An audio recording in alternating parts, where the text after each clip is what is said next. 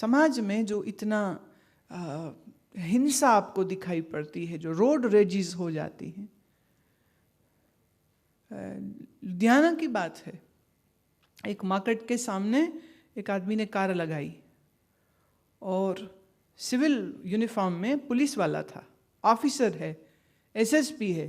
बोले मैं मेरी कार में था। वो आदमी निकलने वाला है, मैंने सोचा मैं उसकी जगह में, मेरे को जगह मिल जाएगी तो मैं यहीं गाड़ी लगा लूँगा। वो निकल रहा है और मैं वेट कर रहा हूँ। बोले हल्का सा मैंने भी हॉर्न दे दिया, भी चलिए अब निकलिए। कि बस मेरा वो हॉर्न देने की बात है, वो बंदा बिदक गया, वहीं खड़ी कर दी गाड़ी। कहते मैं उसको इशारे से पूछ रहा हूँ भी क्या, तो आगे से इशारा मार के कह रहा यहीं बैठा हूँ मैं अब। कहते मैं उतर के आया, मैंने उसको कहा भाई साहब आप निकल रहे थे और मैंने आपको हॉर्न इसलिए दिया कि पीछे मैं भी हूँ, कहीं मेरी तरफ आप ना मुड़ जाएं और आप निकलेंगे तो मैं मेरी गाड़ी लगा लूँगा। कहते नहीं मुझे निकालनी नहीं गाड़ी। बोले आप तो जा रहे थे, मुझे अब नहीं जाना। कहीं ये क्या बात हुई? बोले यही बात है अब। कह रहे मैं पहले तो कुछ देर सुनता रहा ये सब बात। कह रहे फिर मेरा भी तो पुलसिया खून था, वो खौल गया। कह रहे जमा के तमाचा लगाया उसके और उसको घसीट के कर दिया किनारे और फिर अपनी औकात बताई उसको कि पता तू किससे बात कर रहा है। वो कह रहे मुश्किल ये हो गई वो भी किसी एमपी का लड़का था। कह रहे अब और मुश्किल हो गई कि एमपी के लड़के को मारा है तो अब मेरी दिक्कत हो गई। कह रहे फिर मेरी ट्रेनिंग का वो हिस्सा मुझे याद आया कि जहाँ हमें ये सिखाया गया था कि गुस्से से चीज़ें बिगड़ती हैं, गुस्से से बात कभी बनती नहीं। कहते फिर मैंने एकदम से पलटी मार ली और उस बंदे को सर सर कह के सर पे चढ़ाया और सामने ही एक रेस्टोरेंट था, जैसे तैसे करके मैं उसको वहाँ ले गया और वहाँ जा कर के उसको काफ़ी पिलाई, ठंडा पिलाया, नाश्ता कराया और उसको कहा देखिए आप गाड़ी बिना शक यहाँ लगाइए, हमेशा लगी रहने दीजिए, हम कभी कुछ नहीं कहने वाले, दिक्कत ही कोई नहीं। कि जब उसका दिमाग ठंडा हो गया तो वो अड़ब इंसान खुद बोला कहते नहीं गलती तो मेरी भी थी। मैं ये कहती हूँ कि इतना लंबा चक्कर खाने के बाद, इतना समय खराब करने के बाद, एक दूसरे को धौंस दिखा ली, एक दूसरे के ऊपर रौब जमा लिया और फिर पता लगा कि सामने वाला भी मुझे तकलीफ दे सकता है और उसे ये भी पता है, उसने ये भी उसको बातों बातों में ये भी बोल दिया कि तेरा बाप अगर एमपी है तो दिल्ली में बैठा है, इस समय मैं हूं तेरे सामने और थाना मेरा सामने, तो मैं जल्दी तेरा इलाज कर सकूंगा, तेरा बाप तो बाद में कुछ करेगा ना, मैं अभी कर दूंगा, अब बोल। तो उसमें वो भी ढीला हो गया, वो भी ढीला हो गया। पर 1 घंटा जो खराब किया, खून खौलाया, ब्लड प्रेशर बढ़ाया, शरीर में खराब केमिकल्स रिलीज किए, अपना शरीर खराब किया, निकला क्या उसमें से?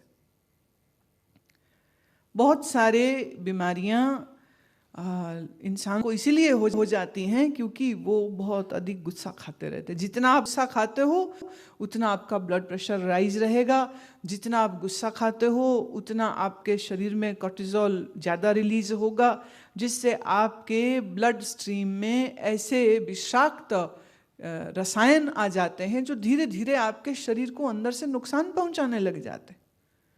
तो गुस्सा खा के आप अपने आप को बीमार कर रहे हो, इसमें कौन सी अक्लमंदी हुई?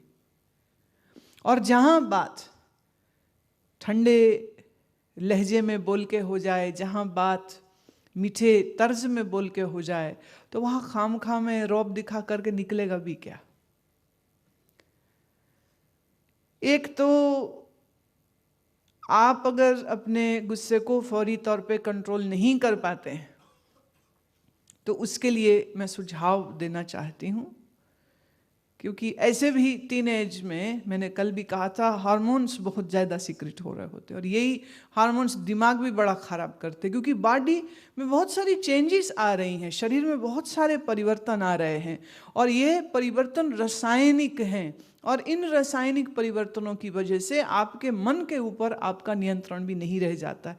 बिना बात पे गुस्सा आ जाएगा, बिना बात पे इरिटेट हो गए, बिना बात पे झल्लाने लग गए, बिना बात पे उदास हो गए, बिना बात पे अपने आप को बड़ा अकेला महसूस करने लग गए। ये सब पार्ट ऑफ द ग्रोइंग है, it's part of being a teenager. तो ऐसी स्थिति में अगर आप सुबह में आसन करते हैं और सुबह में उठकर डीप ब्रीदिंग करते हैं, सुबह में उठ करके अल्टरनेट ब्रीदिंग करते हैं। अल्टरनेट ब्रीदिंग समझ रहे हैं? हाँ, you breathe in through your left, you exhale through right, you breathe in through your right and you exhale through your left। ये एक सर्कल होता है। ऐसे अगर आप 50 सर्कल रोज करने लग जाएं इस तरह अनुलोम विलोम के, और मान लीजिए फिर भी कंट्रोल में चीज़ नहीं आ रही, उसके पीछे और भी रीजन हो सकते हैं। आपका खाना पीना गलत हो सकता है, और इसके पीछे एक और भी रीजन हो सकता है। If you are constipated, you really have to watch that, because if you are constipated then you will be very much frustrated without any reason, because you are carrying so much of waste material in your stomach, you are carrying so much of toxins in your colon, that these toxins are going to give bad fumes. It will make your body very uncomfortable. वैसे योग में हम एक cleansing technique होती है जिसका नाम है कुंजल। कुंजल प्रक्रिया में आप 5-6 गिलास गुनगुना गर्म पानी पीते हैं और फिर थोड़ा सा आगे की ओर झुक के 2 उंगलियों को जीभ की रूट में दबाते हैं, ऑटोमेटिकली सारा पानी बाहर आ जाता है। और जब ये पानी बाहर आता है तो अपने साथ शरीर में जो एक्स्ट्रा हाइड्रोक्लोरिक एसिड बन जाता है, या जो भी आपने खराब चीज़ें खाई हैं और वो जितने बैक्टीरिया पेट में बैठे थे और अंदर से वो गैस बना रहे थे और आपको दर्द दे रहे थे, वो सब बाहर निकल आते हैं। और साथ ही साथ इसका बड़ा एक साइकोलॉजिकल इफेक्ट आता है, और वो ये कि आपके गुस्से को भी ये शांत करता है। कुंजल से जिनको ठीक से भूख ना लगती हो, या खाते हैं तो ठीक से पचता नहीं हो, अगर ऐसे लोग कुंजल क्रिया को करें तो एक तो पेट अच्छा चलता है, भूख ठीक से लगती है, जो खाते हैं वो ठीक से पचता है, शरीर से ताकत आती है, और बढ़िया बात ये होती है कि उससे हमारा मन भी शांत होता है। तो कुंजल क्रिया को सीखना भी अच्छा रहेगा। जिनकी इच्छा हो वो एक चक्कर फिर और मेरे पास यहाँ लगा लेना, तो नेक्स्ट टाइम में फिर आपको ये सब चीज़ें भी सिखा देंगे। कल बगीचे में बहुत सारे बच्चों ने बात करी थी कि उनको डर लगता है, उनको ऐसा लगता है वो कुछ कर नहीं सकते हैं, और उनके आसपास के जो लोग हैं वो भी उसको बोलते तू कुछ नहीं कर सकता है। तो ऐसे में लो कॉन्फिडेंस तो अच्छी बात नहीं है। एक बात मान के चलिए कि जो तुम्हें ये कहे ना कि तुम ये नहीं कर सकते हो, बिना सोचे बिना समझे आप पलट के एक जवाब दे दिया करो, हम ईश्वर की शक्ति वाले हैं, हम ईश्वर की संतान है, नथिंग इज इम्पॉसिबल। कोई भी बोले, कुछ भी बोले। देखो, जब आप दूसरों की बैड रिमार्क्स, बैड कॉम्प्लीमेंट्स को स्वीकार कर लेते हो तो आपने खुद ही अपने आप को लोअर डाउन कर दिया। जब भी कोई आपसे ऐसी बात बोले, क्यों बोलता है, देखो जुबान पर तो किसी के कोई कंट्रोल है नहीं ना, तो सब बोल सकते हैं, तुम्हारे पास भी है तो तुम क्यों नहीं बोल सकते? तुम भी बोल दो कि आपके कहने से क्या होगा, क्योंकि हम ये जानते हैं कि हमारे अंदर दैवी शक्ति है, हम खुद दिव्य स्वरूप हैं। क्यों नहीं होगा? जो चाहेंगे वो होगा, जो चाहेंगे वो होगा। उदाहरण देते हैं आपको बहुत सारे। अमेरिका के पहले प्रेसिडेंट कौन थे?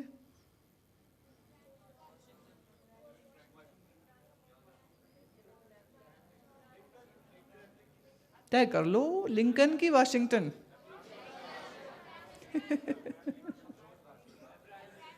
Abraham Lincoln. लिंकन का अगर बचपन हम देखें तो गरीबी में, तकलीफ में, भूखमरी में, घर में रोशनी नहीं है, पढ़ नहीं सकता है, कहाँ पढ़ाई करी? लैंप पोस्ट के नीचे बैठ के। पैसे नहीं हैं, लेकिन अपने एक अच्छे रवैये के कारण से उनके टीचर्स उनको किताबें लोन आउट कर देते थे, लाइब्रेरी से उनको किताब मिल जाती थी, पढ़ के वापस उसको दे देते थे।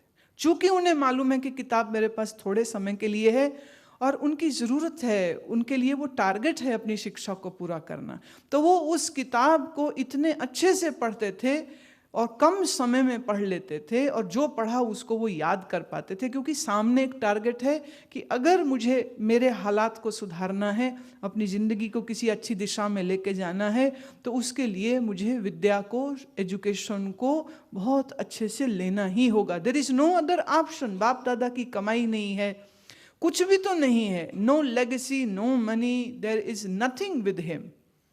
Just with his sheer dedication, he rose to the level that he became president. कहते हैं एक बार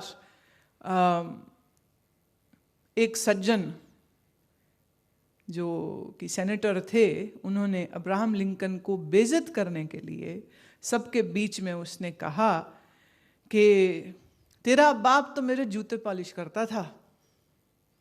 अब्राहम लिंकन ने कहा कि मैं बड़ा फ़ख्र महसूस करता हूँ इस बात के लिए कि मेरे पिता जूता पॉलिश करते थे, कि उन्होंने इतना अच्छा काम किया है कि आज भी आप उनको याद रखते हो। वो उसको गाली दे रहा है कि तेरा बाप मेरे जूते पॉलिश करता था। अब एक आम इंसान होता और अकल नहीं होती तो वो गुस्सा खा जाता कि तूने ऐसी बात कैसे बोल दी, लेकिन लिंकन ने बहुत सुंदर जवाब दिया।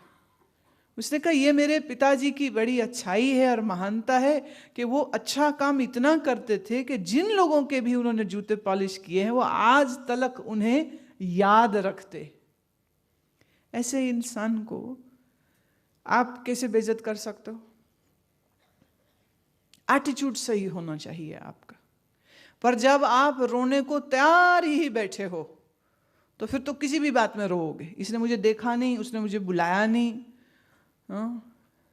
किसी भी बात के लिए फिर तो रोओगे। तो अगर आप रोना चाहते हो तो आपको कोई हंसा नहीं सकता है। और अगर आप ये मान के चलें कि मुझे रोना नहीं है, क्योंकि जब आप रोते हो तब भी आपके शरीर में विष जैसे रसायन रिलीज होते हैं जो आपके स्वास्थ्य को खराब करते हैं। तो अकेले बैठ करके लाइट बंद करके रो रहे हैं तो रोने वाले ऐसे बेवकूफ़ इंसान को कहो कि तू क्यों आत्महत्या कर रहा है। It is just like a slow death. Why? The more depressed and miserable you feel, the more your body is going to secrete such chemicals which will destroy the tissues and cells of the body.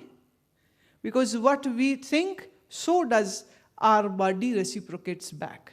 So if you think, feel good, your whole body feels good. If you feel low, your body will feel low.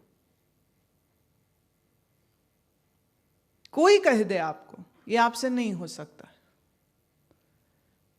तो कोई बात नहीं, आप अपना विचार अपने पास रखिए, लेकिन मुझे ये पता है कि मेरे से ये होगा।